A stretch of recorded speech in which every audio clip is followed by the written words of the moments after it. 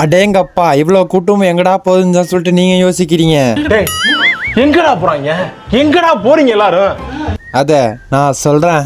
First of all உங்கள் எல்லாருக்கும் happy new year. வருஷத்தில் முதல் நாளாக இன்னைக்கு நல்லபடியாக தொடங்குன்னு சொல்லிட்டு எட்டுக்குடி முருகன் கோயிலில் சாமி கும்பிட்டு வரலாம்னு சொல்லிட்டு நானும் என் ஃப்ரெண்டும் சேர்ந்து போயிருந்தோம். கோயிலுக்குள்ளே என்ட்ரி ஆனால் சைடில் ஒரு சத்தம் கேட்டது. என்னன்னு பார்த்தா நம்ம பசங்க எல்லாம் சேர்த்து மாலை கட்டிக்கிட்டு இருந்தாங்க.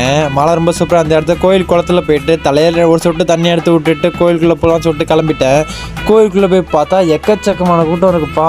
கிட்டத்தட்ட 1000-2000 பேர் இருப்பாங்க போல, அவ்வளோ கூட்டம் இருக்கு. இது வேலை கேவாதராக்கா இப்படில நம்ம ஆட்டத்தை காமிச்சிட்டோம்னு சொல்லிட்டு நம்ம இருக்க ஹைட்டுக்கு அப்படியே கையை கூப்பி சாமியை கும்பிட ஆரம்பிச்சிட்டேன். அப்படியே வெளில வந்து ஒரு அர்ச்சனை பண்ணிடும்னு சொல்லிட்டு வெளில வந்து பார்த்தா ஏகப்பட்ட கடை இருந்தது. நம்ம ஒரு கடையில் அர்ச்சனை பையன் வாங்கிட்டு வந்துட்டோம். உள்ளே போய் பார்த்தா திரும்பி எக்கச்சக்கமான கூட்டம் வந்துட்டுப்பா. அப்படியே அர்ச்சனையை முடிச்சலாம் சொல்லிட்டு அர்ச்சனை பண்ணுறதுக்கு இன்னும் அங்கேயும் ஏகப்பட்ட கூட்டம். அப்படியே அடிச்சு பிடிச்சி கூட்டத்தில் போய் அர்ச்சனையை முடிச்சுட்டு கோயிலை சுற்றி பார்க்கலாம்னு சொல்லிட்டு கோயிலில் பார்த்தா கோயில் ரொம்பவே சூப்பராக இருந்தது. கோயில் கோபுரம்லாம் உண்மையாக சொல்கிறேன் ரொம்பவே சூப்பராகவே இருந்தது.